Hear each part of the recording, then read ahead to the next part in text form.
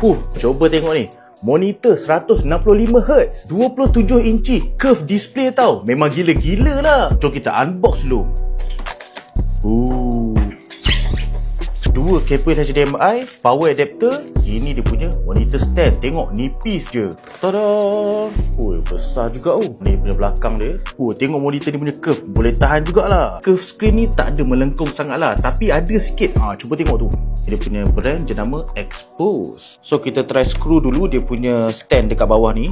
Alright, dah siap. Kita try dirikan dulu macam ni.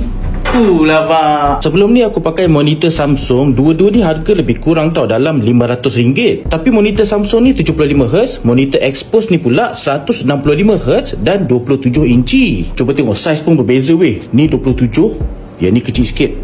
Lain weh. Alright, so macam ni rupa screen monitor ni bila dah pasang dekat PC. Cuba tengok dia punya warna, memang betul-betul pekat weh. Cuba tengok dia punya display ni weh, serius lawa gila. Kalau kita scroll dekat YouTube pun memang dapat smooth je. Yang ni bila kita play music video, cuba korang tengok dia punya gambar, memang nampak betul-betul clear weh. Serius lah, monitor ni harga 500 lebih je. Macam tak percaya je. Tengok dia punya quality macam memang premium betul lah. Dengan screen 165Hz ni, tengok movie memang betul-betul smooth lah. Kalau main game, jangan cakap lah, memang lagi shock. Kalau korang tengah cari gaming monitor yang murah tapi padu, inilah masanya. Boleh try monitor daripada brand Expose ni.